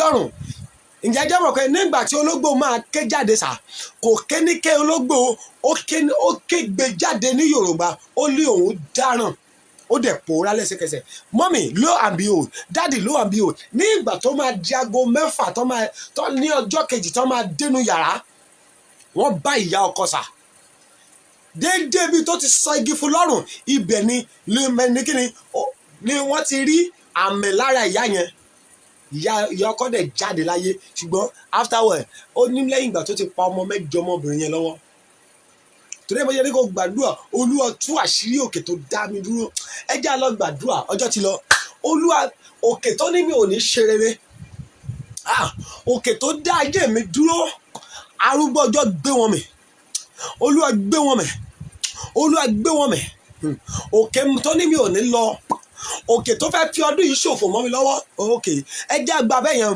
òkè wo ló fẹ́ fi ọdún yìí ṣòfò mọ́ mi lọ́wọ́ every mountain I want to waste this year olúwa fi òkè yẹn ṣòfò dànù olúwa fi òkè yẹn ṣòfò ta ló dúró gẹ́gẹ́ bí òkè tó fẹ́ fi ọdún yìí ṣòfò mọ́ mi lọ́wọ́ olúwa fi wọ́n ṣòfò olúwa fi wọ́n ṣòfò dànù arúgbó ọjọ́ fi wọ́n ṣòfò olúwa máa fi wọ́n ṣòfò gbogbo òkè tó fẹ́ fi ọdún yìí ṣòfò every mountain I want to waste this year Lord waste their life olúwa waste wọn dànù arúgbó ọjọ́ waste wọn dànù ẹ̀mí àwọn wòlíì waste wọn dànù jésù olúwa wá àmín ẹ ṣàmì jésù olúwa wá ẹ já gbàdúrà kejì ẹ̀yin ọmọ ọlọ́run gbogbo òkè tó ní tóun ò bá wálẹ̀ mi ò lè gòkè. Mo gbóhùn Olúwa ká gbàdúrà yẹn dáadáa. Òkè tó ní tóun ò bá wálẹ̀ èmi ò lè gòkè, wàá máa pariwo Olúwa gbé wọn ṣubú lójijì. Àti ré kọjá ó kù 3 minutes ká cross over. Òkè tó ní tí mi ò bá wálẹ̀ mi ò ní gòkè. Oh my God. Okay, every mountain that say if they don't come down I will never get to the top. Wàá máa ké Olúwa rẹ̀ wọ́n, Olúwa fà wọ́n jábọ̀. Olúwa fà wọ́n jábọ̀ lójijì. Olúwa máa bì wọ́n wó lójijì. Òkè tó ní tóun ò bá wálẹ̀ mi ò lè gòkè láyé. Wàá máa pariwo Olúwa bì wọ́n wó. Arúgbó ọjọ́ bì wọ́n wó. Olúwa máa bì wọ́n wó. Olúwa máa bì wọ́n wó. Olúwa máa bì wọ́n wó. Olúwa máa bì wọ́n wó. Olúwa máa bì wọ́n wó. Olúwa máa bì wọ́n wó. Jésù Kristi Olúwa wa, àmín. Gbogbo ẹ̀yin tẹ́ ń ṣàmì lóru yìí, àtẹ̀yin tẹ́ ń táìpù àmì, àtẹ̀yin tẹ́ ò táìpù àmì, tẹ́ ń wò mí nínú ilé tẹ́ wà, tẹ́ ń wò mí lóru yìí, àtẹ̀yin tẹ́ ti wọ òru ní Nàìjíríà lóyìnbó, gbogbo òkè sà tó ní ó dòódì tóun ò bá wálẹ̀ ò lè gòkè láyé.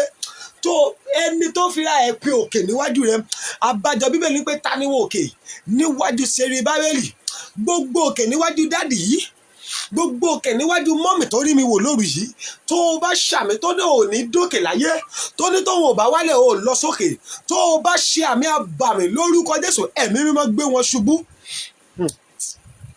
Mo ní ẹ̀mí mímọ́ kó gbé wọn ṣubú sà. Lórí ọ̀rọ̀ rẹ màmá yìí, ẹ̀mí mímọ́ kó gbé òkè yẹn ṣubú. Lórí ọ̀rọ̀ àwọn ọmọ rẹ, ẹ̀mí mímọ́ kó gbé òkè yẹn ṣubú. Lórí ọ̀rọ̀ aya rẹ, ẹ̀mí mímọ́ gbé òkè yẹn ṣubú. Lórí ọ̀rọ̀ ọkọ rẹ, ẹ̀mí mímọ́ kó gbé òkè yẹn ṣubú. Mo ní ẹ̀mí mímọ́ kó gbé òkè yẹn ṣubú. Òkè ẹ̀yin òkè yìí ó yẹ ẹ máa wó lulẹ̀. Ẹ̀yin òkè níwájú wa ẹ wó lulẹ̀. Ẹ̀yin òkè má ṣe rere ẹ wó lulẹ̀. Ẹ̀yin òkè àṣetì ẹ wó lulẹ̀. Ìwọ òkè àìsàn ẹ máa wó lulẹ̀. Òkè àìní máa wó lulẹ̀. Níwájú gbogbo àwọn èèyàn wọ̀nyí ó yá ẹ wó lulẹ̀ lórúkọ Jésù Kristi. Ẹ jẹ́ gbàdúrà kan tó kù. Ẹ̀mí mímọ́ lálé bàbá mi kọjá, ẹ pa gbogbo àwọn ọlọ́run tó ń jọba níbẹ̀. Ẹ̀mí mímọ́ ṣe kí ni? Ẹ̀mí mímọ́ lálé bàbá mi kọjá, ẹ lálé ìyá mi kọjá, ẹ pa àwọn ọlọ́run tó ń jọba níbẹ̀. Holy Spirit, go into my father's house, go into my mother's compound and kill every god that is reigning there. Ẹ pa àwọn ọlọ́run tó ń jọba níbẹ̀.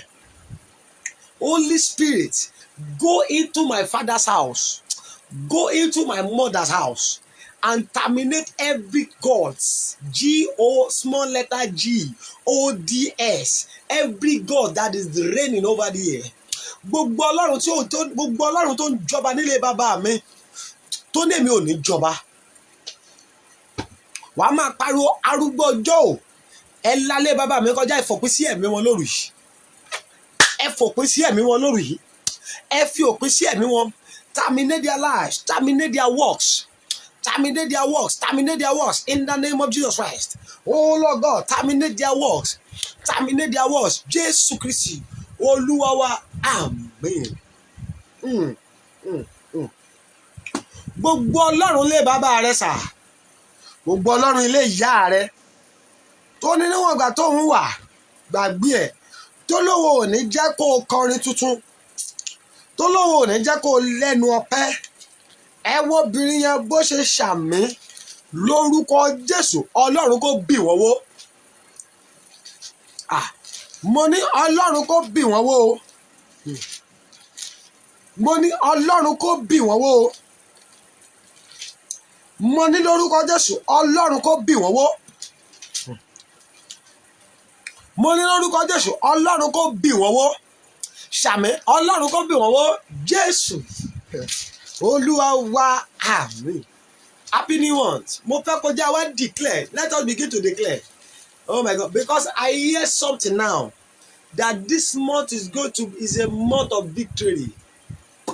June, July, my month of victory. Hey, oṣù ìṣẹ́gun mi ni. My month, that is what I see. July, my month of victory. Oṣù ìṣẹ́gun, oṣù ìṣẹ́gun. Bẹ́ẹ̀ni, ẹ jẹ́ àwa máa declare, Olúwa, nínú oṣù yìí mú mi tayọ páyàlẹ́bàs èkábì líbàdóṣe èmárùkìdábìà ẹ máa fìtara sọ olúwa nínú oṣù yìí mú mi jọba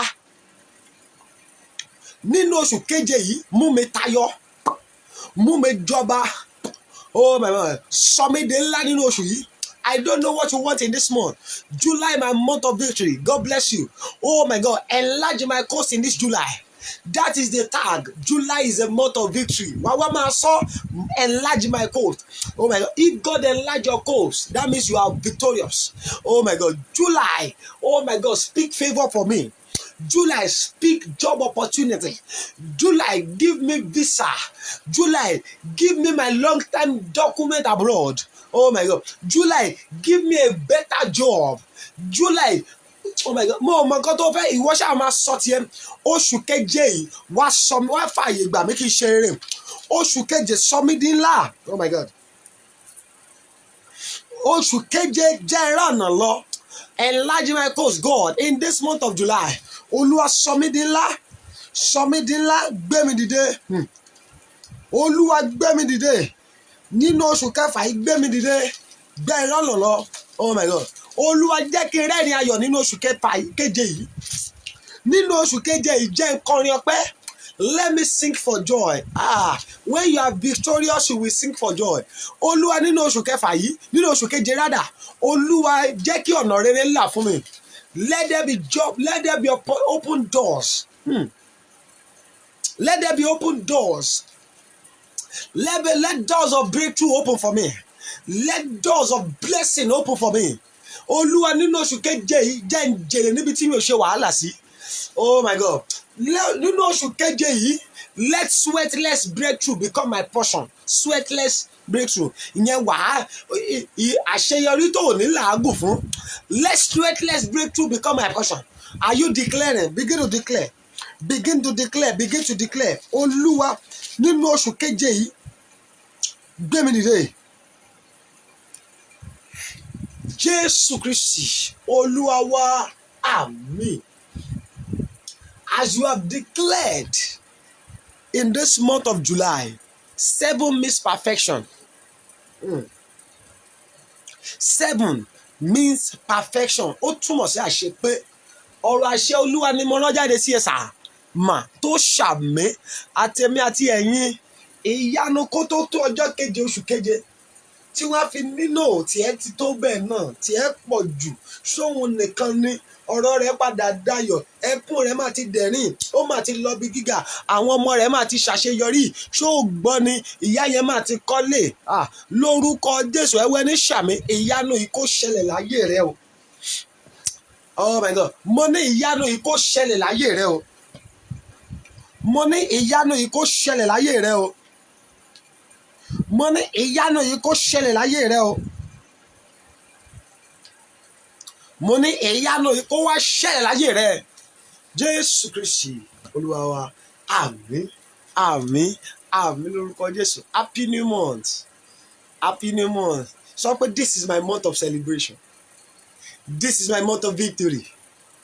This is my month of turnaround. This is my month of unusual open doors. This is my month of enlargement. This is my month of unlimited breakthrough.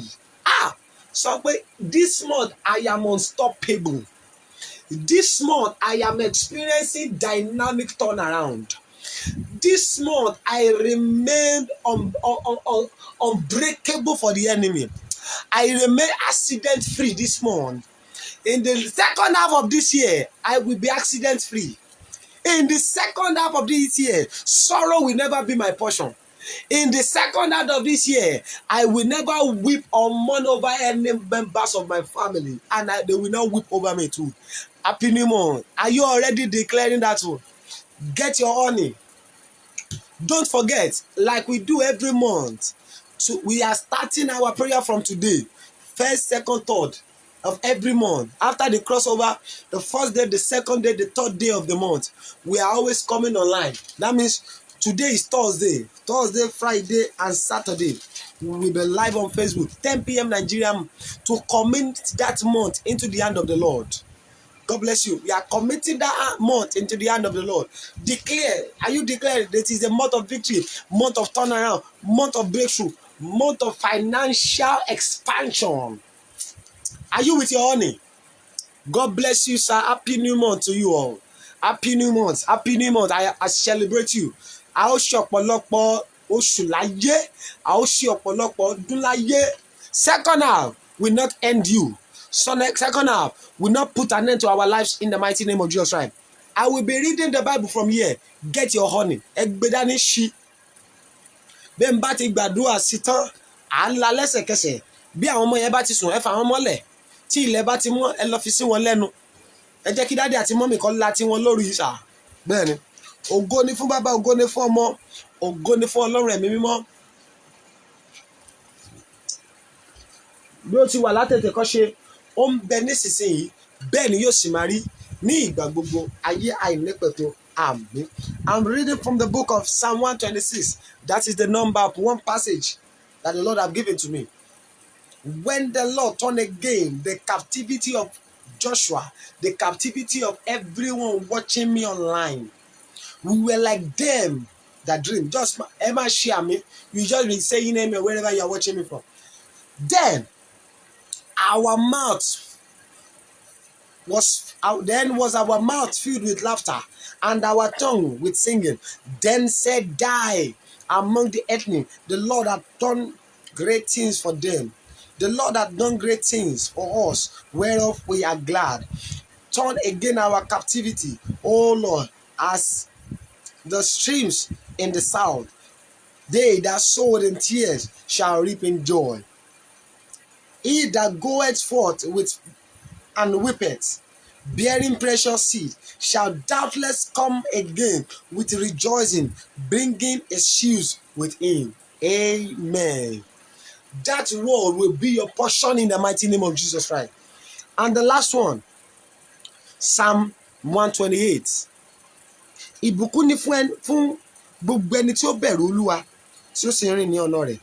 Nítorí tí ìwọ ó jẹ iṣẹ́ ọwọ́ rẹ, àwa ó jẹ iṣẹ́ ọwọ́ wa. Ìbùkún ni fún ọ, yóò sì dára fún ọ. Obìnrin rẹ yóò dà bí àjàrà rere eléso púpọ̀ láàrin ilé rẹ. Àwọn ọmọ rẹ yóò dàbí igi ólífì yí tálíbìrì rẹ ká. Kíyèsí pé bẹ́ẹ̀ ni a ó bù sí fún ọkùnrin náà tí ó bẹ̀rù Olúwa. Kí Olúwa kí ó bù sí fún ọ láti Síónì wá. Kí ìwọ sì máa rí ire Jerusalem ní ọjọ́ ayé rẹ gbogbo. Bẹ́ẹ̀ ni kí ìwọ kí ó sì máa rí àti ọmọdé ọmọ rẹ àti àlàáfíà lára Ísírẹ́lì. Àmín. Ògo ni fún bàbá, ògo ni fún ọmọ, ògo ni fún Ọlọ́run ẹ̀mí mímọ́. Bí ó ti wà látètè kọ́ṣe, ó ń bẹ nísinsìnyí, bẹ́ẹ̀ ni yóò sì máa rí nígbà gbogbo ayé àìnípẹ̀kun.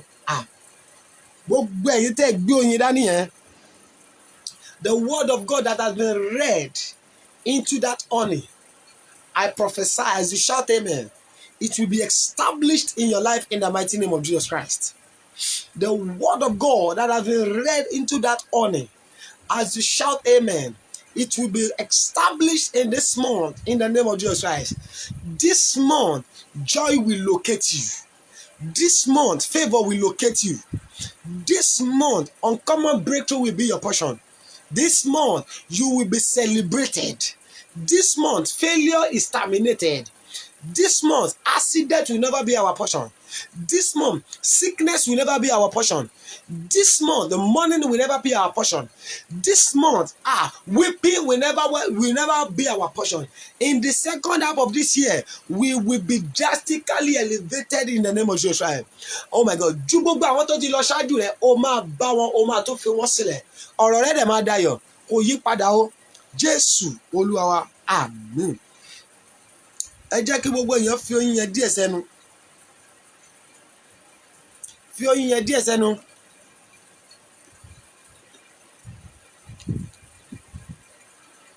Ohun àkọ́kọ́ tó wẹ̀ lẹ́nu rèé nínú oṣù tuntun. Àwọn Yorùbá ní pé tí ọmọdé bá ròyìn á sọ àkàrà nù. kò sí bó ṣe lá orin yẹn tó o bà inú jẹ́, inú ẹ dùn ni tó o dùn lẹ́nu ẹ.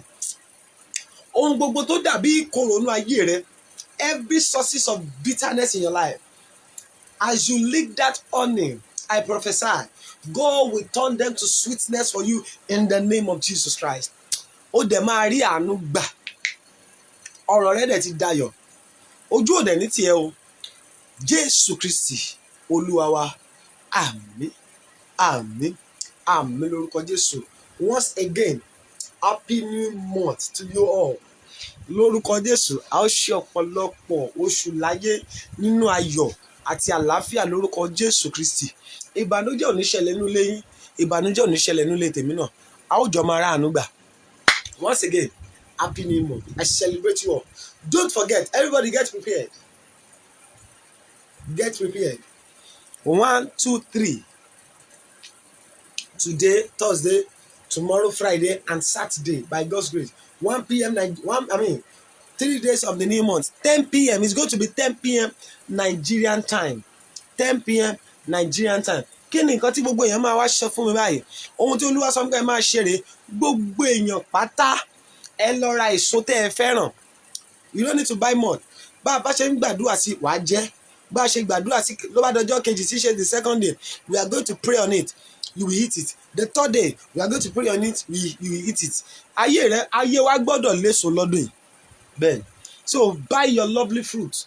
Ẹlòmíì ó lè jẹ pineapple láì, ẹlòmíì ó lè jẹ pọ̀pọ́, ẹlòmíì ó lè jẹ ọsàn, ẹlòmíì ó lè jẹ watermelon, ẹlòmíì ó lè jẹ cucumber, any kind of fruit you love, buy it. Bẹ́ẹ̀ ni. And meet God, not me. There's nothing I can do. Meet God 10 p.m. Nigerian time, and we are going to pray the first, the second, and the third day of the new month. God bless you, sir. I appreciate you. Gbogbo ẹ̀yin tí Ọlọ́run máa ń lò fún program yìí, I appreciate you. I celebrate you.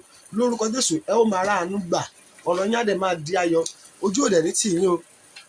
Then, gbogbo ẹ̀yin online member mi tí mo ní picture rẹ̀ sí ìgbà ẹ o. I have a lot of people's picture here, family's picture, more than 100 that we are praying for. We did the photocopy and we are taking it to the mountain. This is another new month we have started prayer on it day and night. Ọlọ́run àwọn èèyàn yìí bá mi gbé wọn dìde jẹ́ kó rà àánú gbà. God bless you. So gbogbo ẹ̀yin Ọlọ́run ń lò for program yìí, I appreciate you. Tọ́lọ́run bá dẹ̀ tún fẹ́ lò ẹ́, o lè pe nọ́mbà mi 08039 46 21 47. I want you to greet everybody online that happy new month to every one of you. Happy new month to all of us. A ó ṣe ọ̀pọ̀lọpọ̀ láyé o, bẹ́ẹ̀ ni. So that's my prayer number 08039 46 21 47. Let us be prepared for tomorrow, for today. Ó ti di today, bẹ́ẹ̀ ni kì í ṣe tomorrow mọ́. Because a ti wà ní 1/7/2021. Let us be prepared for today, 10 p.m. Nigerian time. I love you all. Bẹ́ẹ̀ ni. God bless you, sir. That's also my WhatsApp number. If you want to call me for prayer or you want to ask for the account details, tell the share subscription, she abẹ́fẹ́ some tithe, abẹ́fẹ́ ṣe vow, àbúkọ́ ṣàwọn ike sow any kind of seed. You can contact me on that number. I appreciate you. I love you all with the love of God. Thank you, sir.